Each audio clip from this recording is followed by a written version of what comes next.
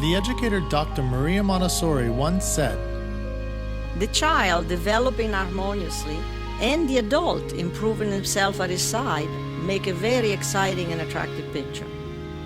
Welcome to Montessori Education with me, Jesse McCarthy, where we talk raising children and educating students while bettering ourselves right alongside them. Today I'm having on for the second time an individual who's kind of a specialist with toddlers. I mean, she literally wrote a book called The Montessori Toddler. But I didn't just want to speak with her again because she's an author. I mean, I can tell you I've read all sorts of bad books, as I imagine many of you have out there too. Although I definitely recommend her book, for sure.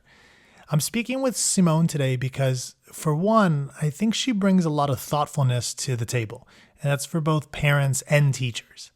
Simone is a mother herself, so of two children who are not really children anymore, they're teenagers, both attended Montessori, and she is also a teacher. So she's been in Montessori education for over 15 years now. And in addition to that, she is also a businesswoman who runs a popular parent and child class in Amsterdam. And then beyond all this and beyond other great bio info on Simone, I'm sure you can find, I just enjoy talking with her, especially because I think she's a straight shooter, which I like. She generally just keeps it real. For instance, Simone doesn't shy away from sharing mistakes she might have made with children in the past, if she thinks it'd be helpful for others. So I thought today to have her on, this time to offer both the good and the bad from her own experience, and then hopefully others can gain from that. Well, I hope you enjoy and learn from my conversation with Simone, whose last name, incidentally, I am deliberately not saying for a reason that will make sense in just a moment. And with that, let us hop in. Simone Davies, happy to have you on. Am I saying that right, Davies? I say Davis, but Davies is fine. Oh, really? You say Davis? Davis, yeah. It's a Welsh pronunciation. Wow, and it's got the IES though, huh? Yeah, in the UK, if you say Davies, you say Davis, and everywhere else, you just say Davies. Look at that. I didn't even know your name, Simone. This is ridiculous. Start. All right, well, let's hop.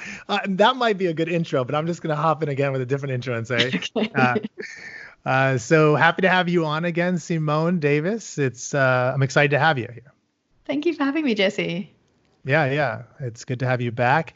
So just to the audience, I was talking with Simone a little while back. I think we were going over email, and I thought it'd be great to have you on and just get a sense from your own experience as a mom. And then, you're obviously have years and years in the classroom, but as a mom, what were some of the experiences that just you thought, man, if I could go back, I would change this, particularly when we're trying to focus on, the toddler ages, but it's okay if we go off. And then maybe a few that were like things that you did that you think, wow, I'm so thankful I did these things back then. So that's kind of what I'm going to aim for this whole conversation, and then we can just hop in. So what do you think?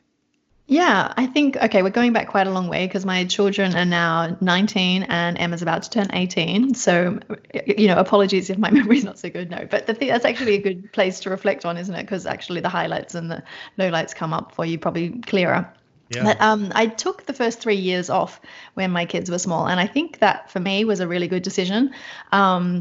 We chose to, when we were working out financially if I should go back to work or not, it didn't really make much sense because I would have been paying childcare and not making any more money. And I wasn't that passionate about what I was doing at the time. I wasn't working in Montessori education at the time.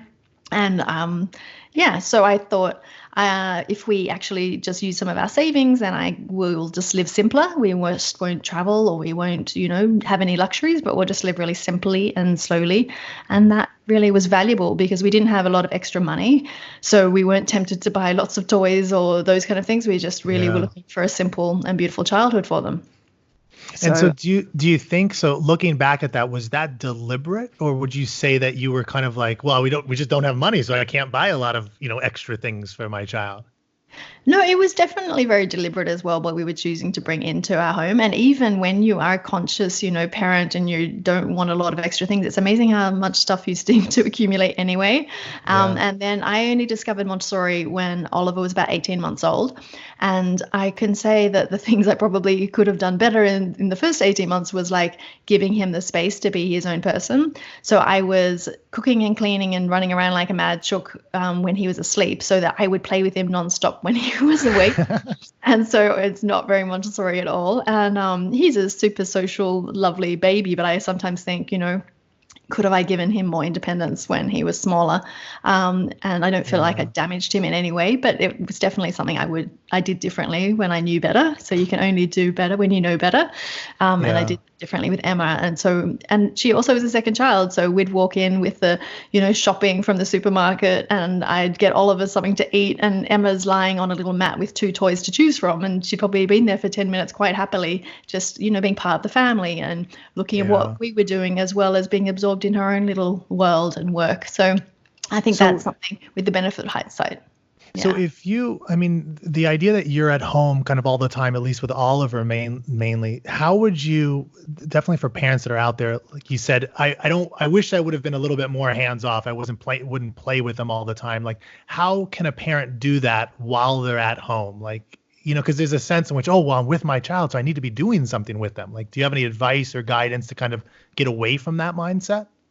Yeah, I just think I would have, observed more. I would have had materials out, activities, and seen what he did with them, rather than always leading the play like, oh, let's do this, and do you want to do that, and just given him space to choose more. I think I started doing that more naturally as he became a toddler. One thing that I actually think I really was good at when I was, and I think that's why I came into the work that I do with toddlers, is that I really find it easy to see their perspective and have empathy with them quite a lot. I can kind of see when they're upset by things, what they might want. Actually, hilariously, in class today, for example, there's a little boy standing there with a placemat, and all of the places were already had placemats down because someone had, been helpful and put them out for everybody. And his mum was saying, look, there's already a placemat here. You can just sit in this one. And he was standing there holding this placemat really tight. And then I'm like, oh, how about I move this placemat and then you could put yours down there, and it's just recognizing that to him, no, I need to set my own spot. Someplace other people won't actually make that, but I can actually just see in that moment. And then mum went, oh, that's all I needed to do. So actually that thing I think I was quite good at, and picking up what they needed and, helping them to help themselves. But stepping back a little bit more to just allow them more time to explore at their own pace, and to not think that they need to be entertained all the time. Just I would have maybe been cooking on the side and they can come over and help if they want to, but not thinking that, I had to quickly rush to cook so that I could play with them. Yeah, something like that. So, and you raising that example, I think, about the placemat, would you say that you had that kind of instinct or so forth before you got into working with children? Is that what you're saying? Or you think it developed over time? Or what would you say there? It's definitely much stronger. I mean, after years and years of working in Montessori, and you do 250 hours of observation in your training, and then every day in the classroom, I'm practicing observing. So I think that's even more refined and fine-tuned. But I was always the one playing with the kids at a birthday party. Like, I just thought they were more fun to hang out with, and seeing the world from their eyes is much more interesting than talking about, I don't know, some food or something like that with the adults. Yeah, and I think that I have the same experience, so does my wife, and I think there's something about small talk. I think we might have talked about this when we met up when we were in San Francisco, but small talk is difficult for me, so I find myself with children at parties often as well. But I think when the talk becomes more serious and it's a nice dinner or something, then I'd rather be with adults. I mean, that's the same for you, or are you just all children all the time? No, I can change between the two. Yeah. It's actually, that's my work, is like I have adults in the classroom and they come with their children. And over the last 11 years of having my own classes, I've developed probably that I spend 50% of time with the adults and working on them, because I recognize how much difference that can change the child's experience if they're starting to bring Montessori into their homes, and then 50% with the children. And I love both. That's why I love my work where I'm in the classroom with both. I think if I was just the children, I'd miss adult conversation, and if I was just with the adults, I'd really miss the purpose of my work. Now, so do you think, because I see this a lot with teachers that are in the classrooms, there's often the case that they're not very good at communicating with adults, or at least they don't perceive themselves as very good at communicating with adults. Do you think there's a need for maybe Montessori teachers to get out of the classroom more and interact with adults? Or do you think there's a place for, hey, they do their thing and then, you do your thing when you actually are training adults? Or, what's your take on that? I know it's kind of off topic, but I think it's connected here. Yeah, no, I think it's really interesting. I think that we don't necessarily have the skills sometimes as Montessori teachers, because our training is in working with children, is how to communicate to parents some of the things that would be helpful for them to do at home. And I think it works best when the teacher does have a, three-way, like a triangle really, between family, school and the child, because then you're actually all supporting each other in similar ways. Like if you have too many limits at home and no limits at school, then the child's not going to really know and understand what limits are at home and at school, where if they're more alike.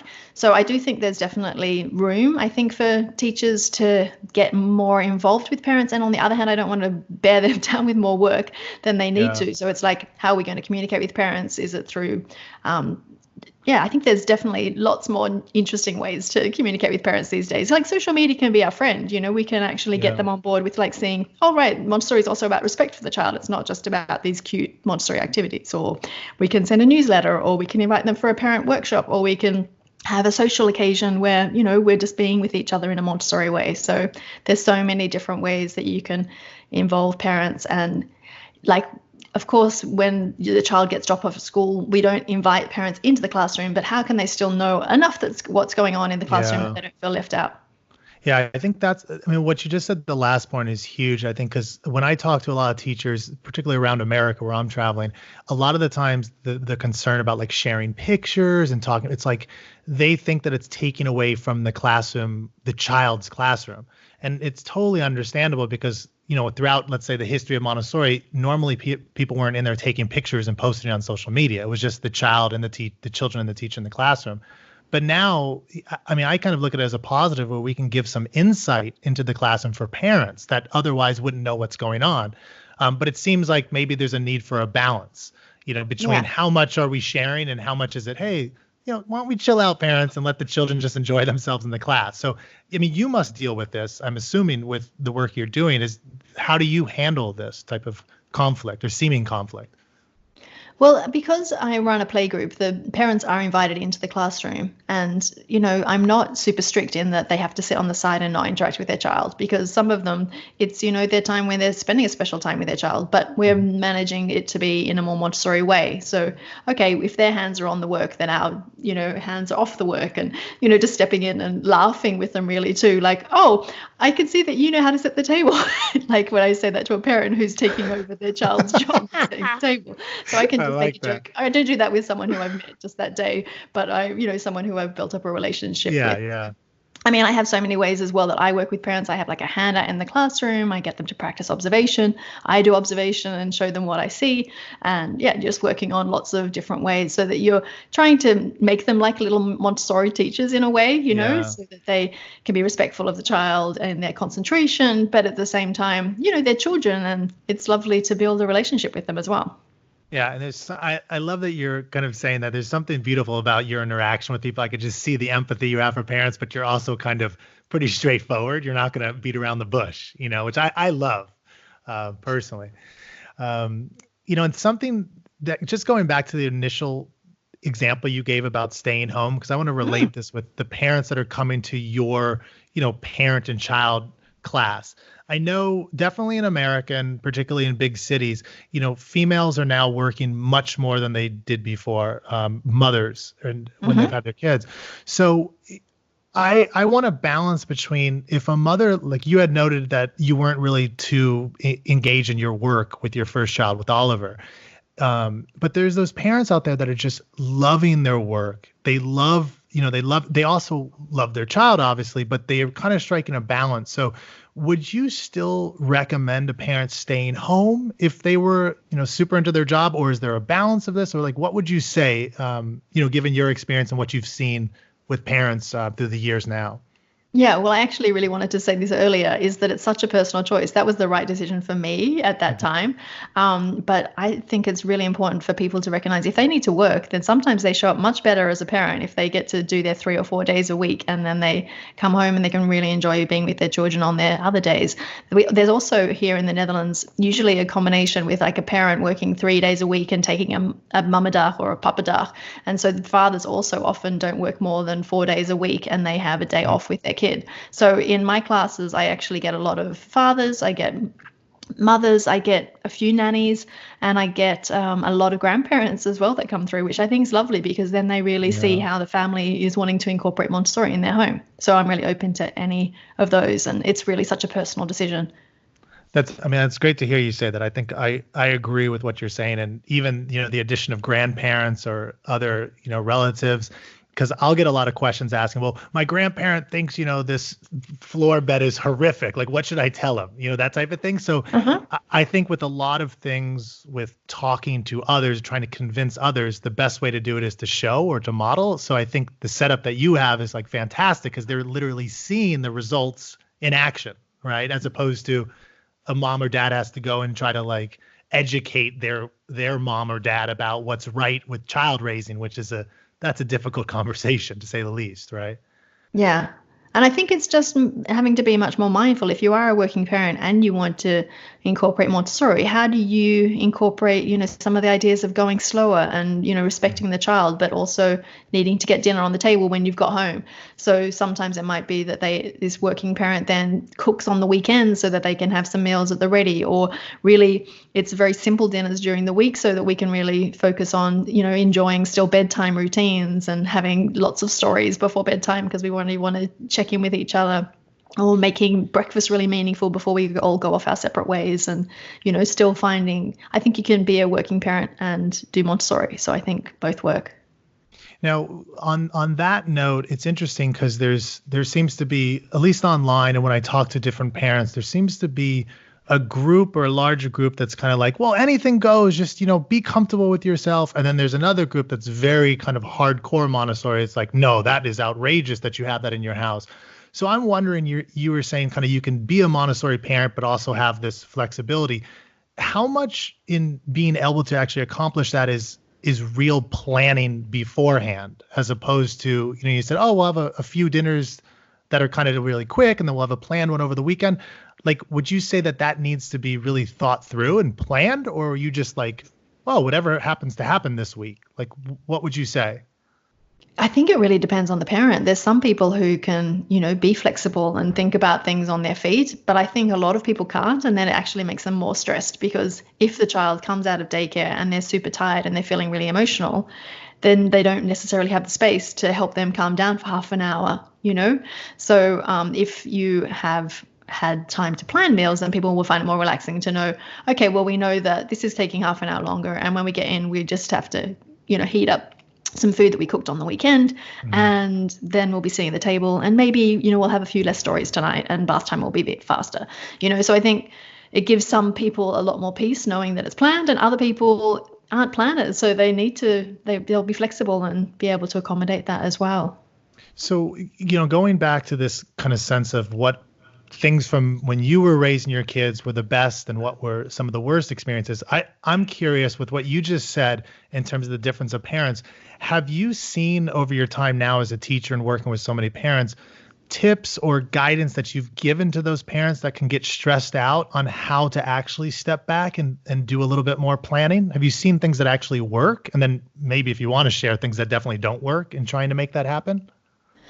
It's such a personal thing. And what I'm realizing after all this time working with parents is that I'm almost more like a coach for them. So I can't come in and tell them what to do because they'll come up with their own thing. So what I tend to do is kind of say, okay, so you're finding yourself not being very patient in the evenings. Okay, so in my head, I'm thinking, well, the answer is more sleep, right? They just need to go to bed earlier. Yeah. But then the parents will come up with crazy great ideas like, oh, I just need to make sure that I set an alarm on my phone at 2 o'clock, 4 o'clock, and I sit down and I have a cup of tea, because then if I just have little breaks during the day, then by the time it gets to 5 o'clock, I've got more energy. I'm like, okay, well, that's not something I would have thought of, but brilliant, So it's actually more just being the sounding board to say, oh, it sounds like you're struggling. Like, What's the things that are holding you back? Well, I'm tired, or I don't have enough time for myself, or I'm just feeling really exhausted by that time. And then, well, what are a few ways that you could change that? So it's really hard to give a one size fits all approach, I definitely think. I mean, but some of the things that I found that I enjoyed the most about not working was that we had lots of time to go slow and be at the child's pace. And that's, I think, then you just enjoy those things on the weekend or when you have some unscheduled time.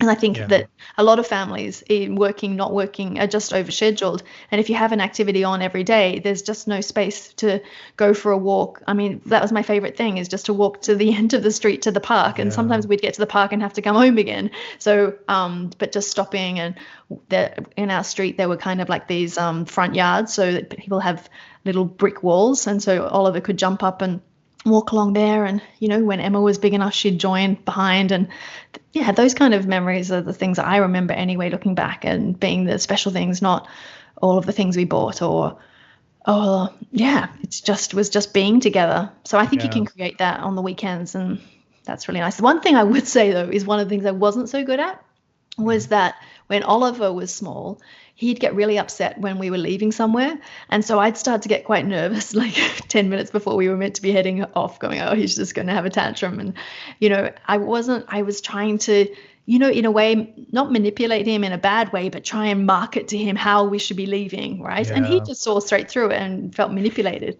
And when Emma was smaller and we needed to go somewhere, I'd be like, oh, we're going to be leaving in 5 minutes. And Oliver starts to get his coat on, and then Emma's still playing, like, oh, you really want to stay longer? Oh, and we're leaving. And I was just more kind and clear. And then I felt like I was a better guide maybe by the time Emma was born. I was trying to give in too much to Oliver, and I think I just ended up being a bit wishy-washy. Did they know that in America? You know what I mean? Yeah, no, definitely. And it sounds like the two things, because you were just talking about the adults, and this sounds very similar to like what happens with Oliver, and I see this with a lot of parents and even teachers today, is that you want to sit down and get everything nice for them and maybe give them the exact things to do. And Oliver, you're prepping 10 minutes early, when if you just acknowledge the emotions, like you said, oh, you'd really like to stay, but we're leaving in 5 minutes. And it's like they actually want those limits, but within those limits, they're free to kind of make their choices. And I'm just relating it because it sounds like even with the parents, where if you're empathizing with them and saying, well, here's some limits you might want, but within that, they come up with these amazing ideas. Yeah. It's exactly theirs. The same. Yeah. So I like hearing that. I don't know. I'm curious. I'll say what's happening, I think, in America a lot. And I'm curious, is this happening in the Netherlands where you're at, and other places you've seen? But there does seem to be a tendency today for parents, I think, to want, and teachers somewhat, to kind of talk to the child a lot. Like go through, well, we're going to be getting ready. And it's just not just kind of sharing what's going to happen. Hey, we'll be leaving in 5 minutes. But it's almost like a fear that if I don't express everything to the child, he's going to flip out. Does that make sense to you? Or are you seeing that or no? I think I see it in some parents and not in other parents. There's definitely people who talk more, and other parents who actually aren't talkers. So I see the full range, but I can imagine, I think sometimes it is kind of sold to us to the idea that we need to talk to our child a lot because that will help their language development. And then I think there's times for talking and times for quiet, particularly like if a child's concentrating on actually one of their activities, it's like, actually say nothing at all, because we want to say, oh, you're taking out the cow and now you're taking out the horse. And you're just like, okay, you don't have to say anything. But if the child pauses and they look to you, you can say, oh, you put the puzzle piece back, so it's definitely knowing when to talk. I think times for talking are like when you're changing a diaper, and that you actually can talk them through step by step. Like, I'm going to lift your legs now, and just pause for a moment, so until they kind of respond in one way, and then you're getting their permission. So I think there's moments for that connection, and then there's moments for like, I'm not even going to have music on right now. Like, they're concentrating, quiet. I'm not interacting with them. Yeah, and I wonder, like you were saying, there's so many different ideas coming at people today with, you should be speaking a lot, which, as you noted, is great. They really need to develop their language, but there's a limit. There's a limit to that speaking. And I wonder, like with us as adults, it's so clear that I wouldn't want somebody kind of telling me exactly what I'm doing. Let's say I was working on some projects, like, oh, you're picking up the pencil now and you're writing down your note. But when it comes to children, we seem to lose the context of what we would even want in that position. Yeah. And Okay, the one that I don't understand is why we're not very empathetic to a child who's having a tantrum, because they're obviously so upset by something. They're not intentionally, throwing themselves on the ground to give you a hard time. And yet people say, well, just ignore the tantrum, and then they'll stop. But that's like you having a really hard day, Jesse. You get home, you tell your wife that you've had a terrible day, and she walks off to the kitchen because she's meant to ignore your tantrum because you're having another go at whatever happened. And, we wouldn't feel, you'd be like, does that person even care about me? Yeah, no, I agree with you. I think it's so tough with tantrums because it's like, when is it occurring? Is it occurring outside in some public area so that people are looking at me? And then there's also like, is this happening constantly? So the parents just overwhelmed where they're like, oh, I'm going to try this new thing I heard, which is just ignore the child. So it's, I think it's tough because as you know, I know parenting doesn't come with a manual. So people are just trying things out, but it is kind of shocking that you would do something to a child that you would never do to yourself, or hopefully not to your significant other, but we do it with children. Yeah, because they can't verbalize exactly what's going on. I think, but I think even it's us hard. adults, Simone, it's like sometimes we can't verbalize, but you still wouldn't ignore. At least I wouldn't completely ignore my partner. It'd be weird. Yeah. Right. Okay, but let's go there. You said, what if this is in a public place? So we shouldn't just leave people hanging. What would you do in a public place? I'm happy to say what I would do. In a public place, I'd empathize. The first thing I always do is empathize with the child. Oh, you really would like to stay, or you'd really like to get that candy bar. And then I would say, but we can't right now because we're coming for dinner items. And then I'd walk with them. And then if they didn't want to walk, then I would say, if you can't walk and hold my hand, then I'll have to carry you out. Which would you like? That's what I would do. Yeah. You? Well, yeah, if they're really melting down and they're not even able to answer a question, then I might and everybody's looking at us and I need to relocate them, I would just say, you're really having a hard time. I'm going to pick you up and I'm going to take you to a safer place and, we'll calm down out there. And then you're not in the view of everyone. But sometimes you have to do it in situ, and then you might just need to apologize to people saying, oh, I'm sorry that's bothering you. He's having a really hard time, or she's having a really hard time right now. Yeah, I'm just going to help her calm down. Oh, yeah, that's affecting your shopping. I'm really sorry that we're being so noisy right now. So it's kind of empathizing with everybody in the supermarket as well. Yeah. And I think, you raising the empathizing with the adult. Like, I think so much of the work I do and I've seen with children, whether as a teacher or working with adults, is we all need to be much more empathetic towards one another when things go wrong. And I don't mean in this kind of, oh, everybody loves everybody, but just saying honestly, like you said, it's very just matter of fact, oh, I'm sorry if that bothered you. And then you pick your child up and you're out. But it's not. It can be overboard now because people are overly sorry. Oh my gosh, I'm so sorry my child's doing this. And then your child's hearing it like, what am I, some little mess over here that you're apologizing for? That's not fun either for the child, I would imagine. Mm-hmm.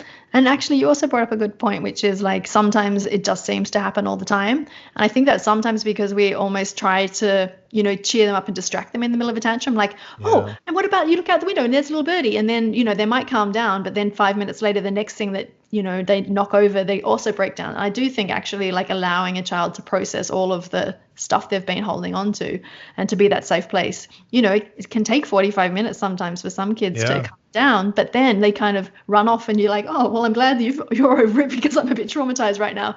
And you're kind of like, yeah, you don't need to talk about that anymore because they've moved on. They had a chance to get all the feelings out. And Simone, you say 45 minutes as if it's a long time. And I can see for, working parents or parents that are just got to get going, 45 minutes is a long time. But I would say 45 years is a much longer time. And if we don't do this early on, then that tantrum is going to be happening throughout somebody's whole life, not in the same, obviously not in the same form, but I just think so much of our emotions, whether they're kind of put down, yeah, you're not feeling that way, or it's like, let's talk about our emotions and it's overboard, it's damaging long range. So I think if you can have that calm and get to that place where you can just say, hey, I'm really sorry this is occurring, and then take your child out. It's huge. It's huge, but it's so difficult. It's so difficult in the moment. So it takes so much practice. Yeah. Montessori isn't a quick fix, but you definitely it's an investment. It's a long game. You're playing the long game. So yes, you don't put them into timeout and immediately get a result. You're waiting for this tantrum, but they're building trust that they're going, and that's the relationship you're building with your child that, will hold you in good stead in all these years to come. Yeah. And I love that you're raising the trust issue because I talk with parents that have teenage children that will no longer speak with them. They'll speak with them, but when they come home from school, it's like off to the room because they haven't developed that trust with their child that you're talking about that you did or that you're helping parents to do at a young age.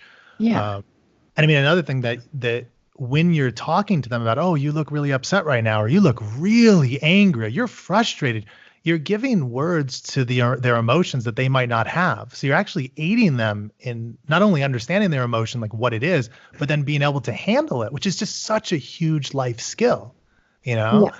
So I think there's so much packed into those moments when your child is having a tantrum that's incredibly helpful long range, although at times it can be incredibly painful short range. Of course, yeah. And actually, that's a really important point, is that parents need to look after themselves. Otherwise, there's no way you can be the calm parent, who can patiently wait for your child to calm down and see their perspective when you realize you're late for work or for your appointment or whatever you're trying to get to.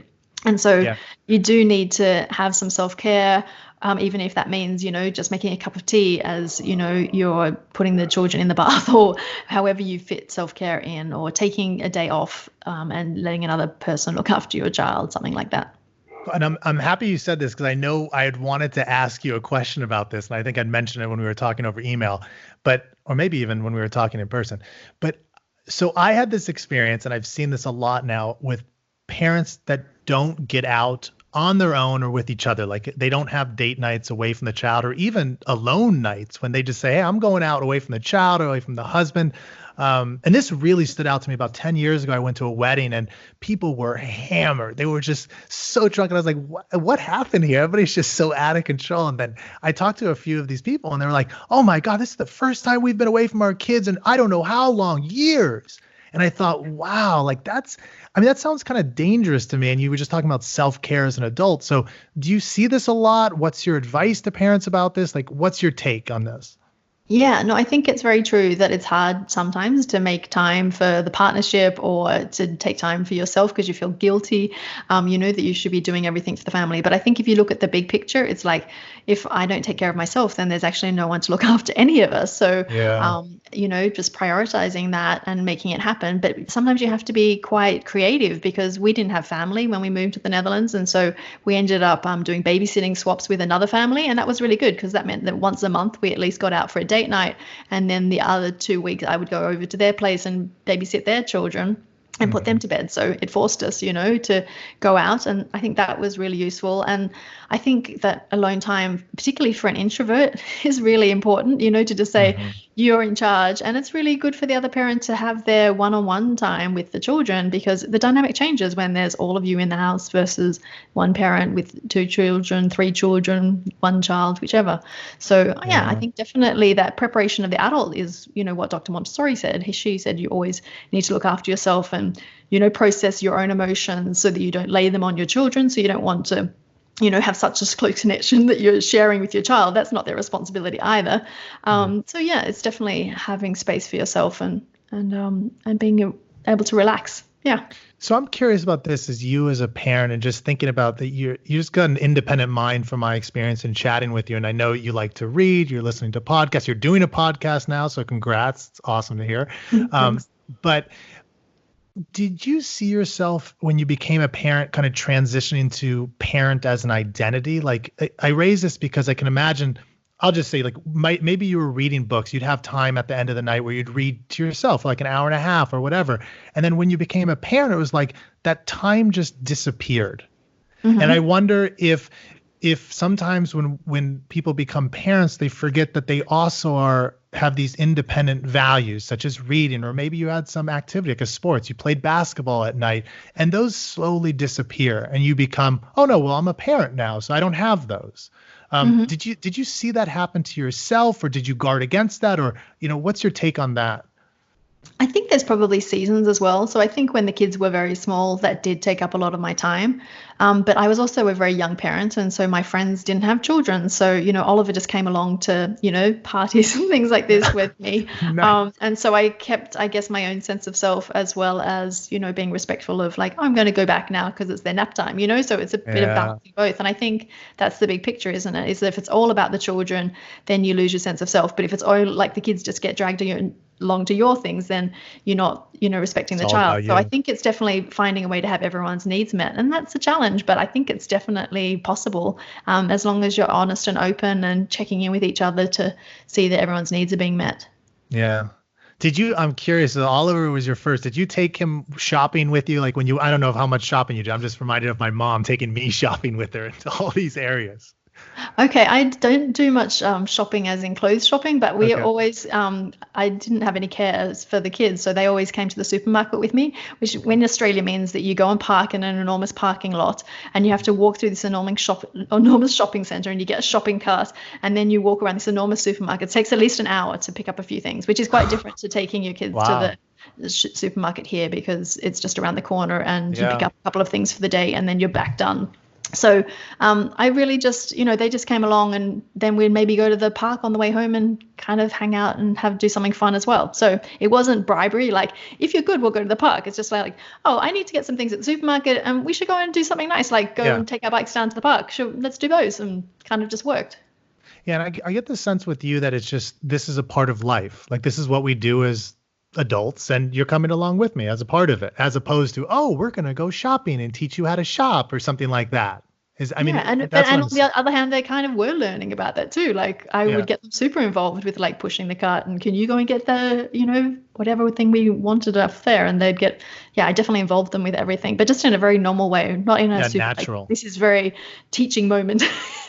It just happens in a very natural way when you involve your children. That's really, I think, a big part of Montessori and that practical life component. Yeah, making them a part of your life and aiding them along the way. And I wonder, when just going back to you, kind of when your children were toddlers, is there anything where were you living, by the way, when this occurred? Because I'm just curious in terms of the context. Okay, so we were living in Australia till they were 4 and 5. Okay. Yeah. So when they were toddlers, we were in Australia. In Australia, their toddlers was, again, going back to kind of, is there anything that happened that wasn't so good that you'd like to change, or something that you did again with them as toddlers in Australia that you say, hey, anybody could use this wherever they are in the world? Well, it's really funny, actually, because I had found out about Montessori, and so I was trying to be more Montessori at home, and there were a few books, and I learned a bit from going to the Montessori playgroup in Australia where I was going with my kids. But there wasn't like the internet. And so what I thought was like a Montessori activity, I could have done a lot more interesting things with them. But I mean, I also, in some ways, like, I think the internet is great because you get lots of inspiration and you're like, oh, wow, my child actually would be really interested in that right now. And on the other hand, sometimes you'd be like, oh, that looks amazing, I'm going to put that out. And then you wonder why your child's not interested. But when I think about some of the activities and toys, we weren't that Montessori. Like, I had a few plastic toys, like, one of the activities was like some Play-Doh containers, and there was some plastic tools that they would use. And these days I would make a nice tray and I would make the Play-Doh with them and, have more wooden kind of materials, but actually they still enjoyed it. So on one hand, I could have done it better. And on the other hand, it actually worked okay. So yes, it didn't have, like, I never had, if on Instagram you see some really cute kitchen stations where the child can, get their own water and they can, wash their own dishes and all those kind of things. And basically what it looked like in our house was more, the dishes were always down low so that they could help themselves. There was a step ladder so they could get up and get water from the sink. And, they washed up. Like, sometimes if they were interested in washing up, I'd just bring their little table and chair into the kitchen and put a bowl of water and they'd kind of splash it around, and that was our washing up. So it's kind of like, it worked, and it wasn't, I didn't overthink it because I didn't know any better. Yeah. But so I think it's both. It's kind of like, I could have done that better, and on the other hand, I'm actually also okay with what I knew at the time, and that I also see how beautiful it could have been, and that maybe they could have got even more independent with their washing up skills or something like that. Yeah, and I wonder if, because it sounds to me, again, this is this theme of you just keeping it real. You're just like living naturally. And then if, my child wants to help me wash dishes, I bring in a smaller table and they wash some dishes in here. Like, basically what you're saying is now there might be all these different options. You can have this colorful area where the child washes dishes, but it's the same thing. You were experimenting and doing what's natural in your life. But now it's kind of cool that there's a lot of options out there for what parents can choose. You could get a learning tower, for example. The painted ladder was fine, the one that we worked. I think it also had a lot to do with Fern Van Sale, who ran the Montessori playgroup. She was really realistic and down to earth. And so, she's helped people, in some of the Torres Strait Islands and things set up Montessori environments, and they're saying, oh, should we get this fancy wooden step? She's like, you've got stairs, the children can practice there, Yeah. And she's just really resourceful. And I think because I actually started working with her, and I think that really probably rubbed off on me as well, is like, it's realistic. It's like, what's the principle behind it, as opposed to that it has to be perfect and look that way that's a Montessori postcard, Yeah, definitely. And I think we had talked at some point about some of the beautiful products that are come out of the Netherlands, some of these wooden products. So I don't know if this is on a past time when we talked, but every now and again, I love to have something that's a little bit beautiful that stands out, that might be in the child's environment or even in my own environment. And then the rest of the stuff, like, yeah, you do what you can make. Like if I can make something really easily, I do it. But kind of that balance between, because I think you mentioned beauty, and I mean, I can see the beauty in you just kind of putting something together for your child in the kitchen real quick, but also there's beauty in some, crafted product that somebody really put their heart into that you can bring into your own home, Yeah, exactly. Well, cool. I don't know if we got anything else here, Simone. Is there anything else you want to throw in here while... Did you want to cover the child that runs away? Oh yeah. So so this is basically any parent with a toddler, or most parents with toddlers, teachers with toddlers, wants to just charge anywhere. Wherever you're at, I'm charging off doing my thing. How do you deal with that, Simone Davies? Okay, so there's definitely some children who look over their shoulder and check that you're in range, and there's other children who just are focused on moving. And so with those kind of children, you just need to be their prefrontal cortex, I like to say, because the front part of their brain will be developing into their early 20s, and so they are not going to notice anything dangerous. And so when I was meeting up with a parent who had a child like that, we would just always make sure that we met up at a playground that was gated, so that if for those moments when you're not looking at them, you know that they're relatively safe. So it's always like working with the child. Okay, I know they like to move, so how am I going to make that work? I mean, actually, Dr. Montessori said that a child can walk really, really far if you go at their pace. So with those kind of children, I would just have in your day an hour scheduled to wander at their own pace. And if they go really fast, then you're going to need to be fast as well, or you're going to have to find a way that, like, maybe they have their hand on the stroller so that you know that they're safe. And then if they really can't stay close enough, then you might need to put them into the stroller, something like that. But basically these children are saying, I need to move. And so I give them as many opportunities as I can. And in the Netherlands, the weather's not always great, and you may have already been outside in the rain for an hour. So, how can you have movement opportunities in your house? And so I even have a climbing wall in my classroom, and lots of movement and dancing and things like this, because I know that once they've been concentrating for a while, a lot of children need to come and they climb over the piclet triangle and they slide up and down, and then gradually they'll go back into some of the more quiet areas of the classroom as well. That was very succinct, Simone. Sorry. I just stopped. You can have to do this episode. You must have been answering these questions many times before. They're like, here it is, I'm done. Actually, no, I had mentioned it just briefly in my own podcast this week, but I didn't know that you wanted to cover it. And maybe it'll be helpful. Yeah, I mean, it's just such a huge thing. And I mean, particularly for people that don't have children, or, that have children, they see other children out there. It's like, you often see parents will be yelling, come back here, or I'm chasing after him, or sorry. And I wonder, in those outside environments, when there's other people around, let's say it's a supermarket, or you're out in some outdoor mall or so forth. I'm curious, I'm going to throw something kind of edgy out there. Do you think those things where you actually tie, like a little bracelet on the child and you've got this string coming out, or this rope, do you think that's a good idea for toddlers? I find it really difficult because, I think that children should have free movement and independence, and freedom of movement is a really big part of the Montessori approach. And yet I do know someone who lost their child in a shopping center, and it was terrifying. So she bought a backpack that has like a little attachment that she could always, like when they were going out into public busy places, that she would put on and use that.